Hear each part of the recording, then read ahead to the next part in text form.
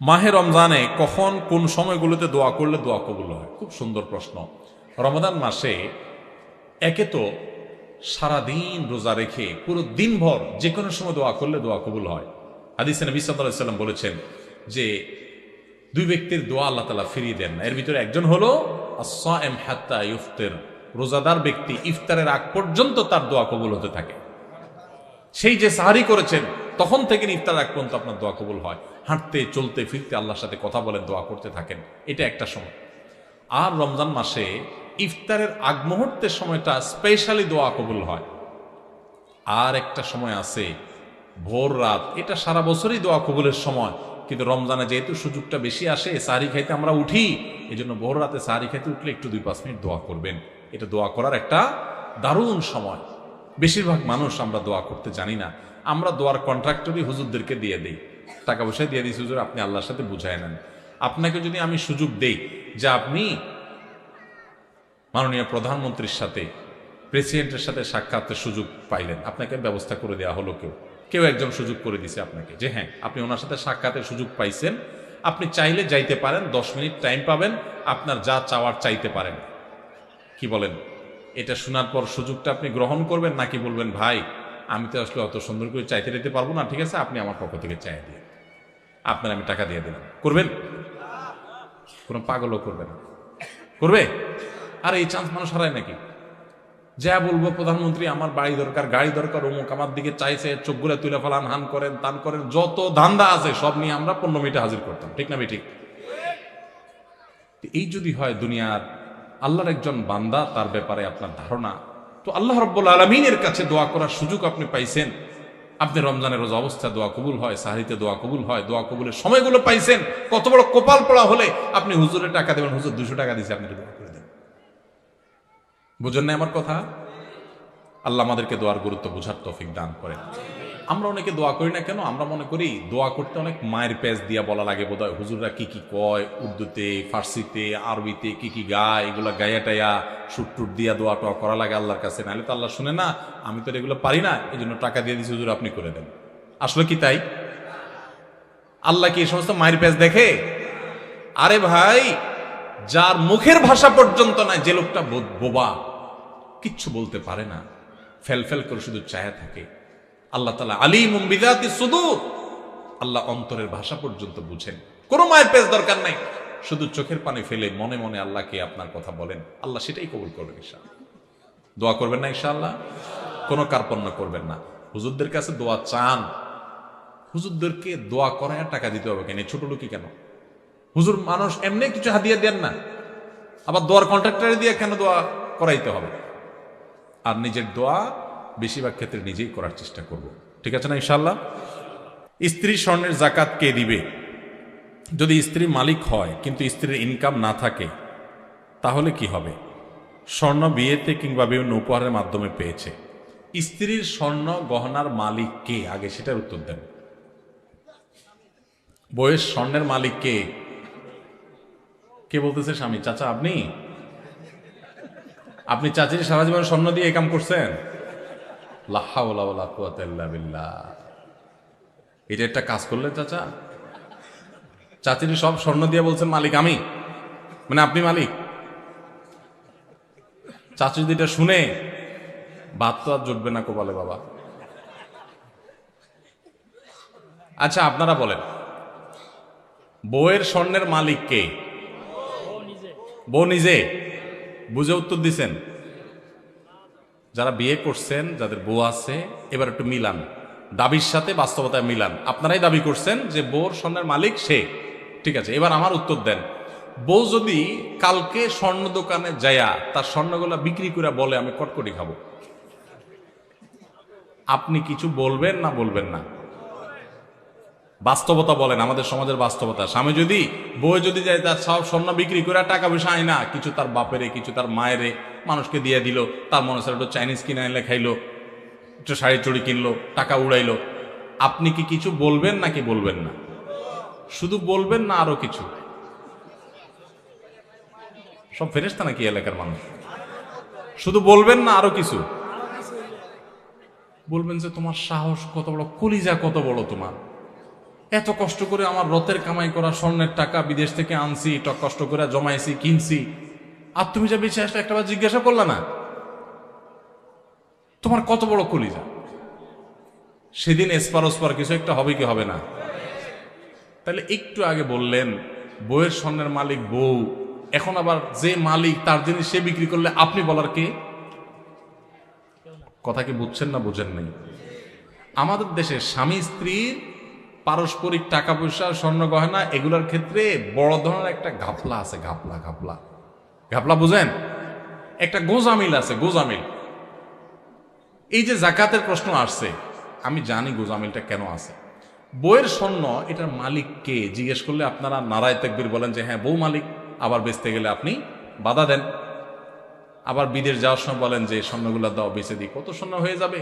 তো সেই মালিক হলে আপনি নেওয়ার কে? আপনি তো তার কাছে দরখাস্ত লিখবেন, বরাবর ম্যানেজার অত্র বাসা, বিষয় ঋণ মঞ্জুরির আবেদন, জনাব যথাবিহিত সম্মান প্রদর্শন পূর্বক নিবেদন এই যে আমি অধম গরিবের ছেলে, বিদেশ যাওয়ার নিয়ত করিয়াছি, আমার ভিসা টিকিট ইত্যাদির টাকা ব্যবস্থা করার ক্ষমতা নাই। মহান আল্লাহ আপনাকে যে স্বর্ণ গহনার মালিক বানিয়েছেন, অনুগ্রহ করে সেখান থেকে কিছু স্বর্ণ বিক্রি করে আমাকে ধার দেওয়ার বিনীত অনুরোধ জানাচ্ছি। আমি যথাসময়ে আপনার ঋণ পরিশোধ করিব। আমার ঋণ সুদমুক্ত ঋণ মঞ্জুর করিয়া আপনি বাধিত করবেন, বিনীত আপনার অধম স্বামী। আপনি তো এরকম দরখাস্ত লিখবেন, না লেখা তার স্বর্ণ নিয়ে বেঁচে চলে আসতেছেন। তাহলে বোঝা গেল মুখে বলতেছেন সে মালিক, বাস্তবে কিন্তু আপনার আচরণ দ্বারা প্রমাণ করতেছেন সে মালিক না, তাকে আপনি জাস্ট দিছেন, মনে চালে নিয়ে যাচ্ছেন। স্বামী স্ত্রীর অ্যাকাউন্ট একেবারে পরিষ্কার হতে হবে। অনেক মহিলা আছে ওই স্বামীর পকেটের টাকার ক্ষেত্রে একই কাম করে, মনে করে আরে আমরাই তো। এত সোজা না। স্বামীর পকেট থেকে টাকা নেবেন, স্বামীর পারমিশন লাগবে, এটা তার, আপনার স্বর্ণ আপনার, তার টাকা তার। আমরা এই সমস্ত কথা উঠাইলে, স্বামী স্ত্রী যদি এই সমস্ত কথা উঠায়, স্ত্রীরাও বোকা কিসিমের, তারাও বুঝতে চায় না, বলে তুমি কি আলাদা করে দিচ্ছ আমাকে? এটা কোনো কথা? এগুলো আমার স্বর্ণ, আমি যা ইচ্ছা তা করবো, এগুলো তোমার টাকা, তুমি যে এত এত দূর দূর করলে কি স্বামী স্ত্রী থাকা যায় নাকি একসাথে? বাঙালি আমরা অতি ভালো সাজি, অতি ভালো সাজি, এরপর যখন ভেজাল লাগে এবার টানাটানি শুরু হয়। ইসলাম বলে এই সমস্ত অতি ভালো সাজার সুযোগ, প্রত্যেকের অ্যাকাউন্ট তার তারটা, যার যারটা তার তার কাছে। বুঝেন নাই কথা? স্বামীকে আপনি মোহরের টাকা দিয়েছেন, এটা তার, তিনি যা ইচ্ছা তা করবেন। আপনাকেও চাইলে কিছু দিতে পারেন, ঠিক আছে মোহরের টাকা পাইছি, আমি বড়লোক হয়ে গেছি, তুমি গরিব মানুষ নাও, তোমার দিলাম আল্লাহ বস্তা, দিতে পারে। তো স্ত্রীদের স্বর্ণের জাকাত তারা দিবে যদি তারা মালিক হয়, আর যদি আপনি তারা ব্যবহার করতে দেন। অনেক বিদেশি প্রবাসী লোক আছে, বিদেশ থেকে স্বর্ণটন্ন পাঠায়, বউরে দেয়। আসলে বউরে দেয় হলো ব্যবহার করার জন্য। বউরে কি দেয়? মালিক বানায় দেয় না। মালিক কিন্তু সে, মতলব খারাপ, বেঁচে ফেলবে, এই জন্য বউর কাছে দেয় শুধুমাত্র। তাহলে এক্ষেত্রে জাকাত স্বামী দিবে যদি মালিক স্ত্রীকে না বানায়। ক্লিয়ার যদি বলে দেয় এটা তোমাকে মানা দিছে, তুমি মালিক। অবশ্যই সে যদি এটাকে যত্রতত্র বিক্রি করে টাকা পয়সা নষ্ট করে, যেমনি সেমনে খরচ করে, স্বামী হিসাবে অবশ্যই তিনি তাকে পরামর্শ দিবেন। সেটা হবে হিতাকাঙ্ক্ষী সুলভ, সেটা খবরদারি সুলভ না যে তুমি এটা কাজ করলা, যেন তেনভাবে করে ফেলছো, তোমারই তো জিনিস, তোমারই কাজে লাগতো, আর একটু ভালো কাজে লাগাইতা, আরো দাম বাড়তো তখন দাম পাইতা, আমার একটু জিজ্ঞেস করতা কোথায় একটু বেশি ভালো দাম পাওয়া যায়, ইত্যাদি ইত্যাদি। হিতাকাঙ্ক্ষী সুলভ আপনি সেখানে কথা বলতে পারেন, সেটা না করে আপনি করেন কি খবরদারি সুলভ। ঠিক না বেঠিক? এগুলো করা যাবে না। তাহলে স্ত্রীর গহনা জাকাত স্ত্রী দিবে। এখন প্রশ্ন হলো স্ত্রীর গহনা জাকাত যে দিবে, বেচারি টাকা পাবে কই? উত্তর হলো মোহর দেন নাই নিশ্চয়ই। মোহর যদি দিতেন তাহলে মোহরের টাকা থেকে রেখা রেখা সে খরচ করতো, জাকাত দিতে পারতো। আবার মাসে মাসে বউরে একটু হাত খরচের টাকা তো দিবেন, সেটা থেকে সে দিতে পারে। আবার যদি সে তার ওই স্বর্ণ থেকে কিছু অংশ বিক্রি করে জাকাত দেয়, সেই সুযোগও আছে। আবার স্বামী যদি তার জাকাতটা দিয়ে দিতে চায়, সেই সুযোগও আছে। তবে তাকে বলতে হবে যে তোমার স্বর্ণের জাকাত আমি দিয়ে দিলাম, নিয়ত করে নিবে, সে জাকাত আদায় হয়ে যাবে। রমজানের ওজিফা হিসাবে সারাদিনের কোন আমল করব, 24 ঘন্টার জন্য যদি একটি রুটিন পেতাম তাহলে উপকার হতো। রমজানের ওজিফা হিসাবে সারাদিনের জন্য কোন আমল করবেন? সারাদিনের জন্য একটা জিনিস সবচেয়ে গুরুত্বের সাথে করবেন, যে কোনো গুনাহ করবেন না, কোনো পাপ করবেন না, মুখ দিয়া না, চোখ দিয়া না, হাত দিয়া না, কোনো অন্যায় করবেন না, কোনো মানুষের অধিকার নষ্ট করবেন না, কাউ ক্ষতি করবেন না। সব ক্ষেত্রে সারাক্ষণ চেষ্টা করবেন ভালো মানুষ হয়ে থাকার। এর বাইরে বেশি বেশি কোরআন তেলাওয়াত করবেন। সবচেয়ে বেশি আমল কোরআন তেলাওয়াতের আমল। রমজান মাস কোরআন নাজিলের মাস, সেজন্য কোরআন তেলাওয়াত বেশি বেশি করবেন। এর বাইরে সুবহানাল্লাহ, আলহামদুলিল্লাহ, লা ইলাহা ইল্লাল্লাহ, আল্লাহু আকবার, ইস্তিগফার পড়বেন। মনে মনে হাঁটতে হাঁটতে আল্লাহর সাথে কথা বলবেন, দোয়া করবেন। এই জিনিসগুলো বেশি বেশি করবেন। এর বাইরে রুটিন যদি চান আমার কাছে, তো আমি বলবো ভোর রাতে যখন খেতে উঠবেন, খেতে উঠলে 10টা মিনিট 20টা মিনিট হাতে রাখবেন।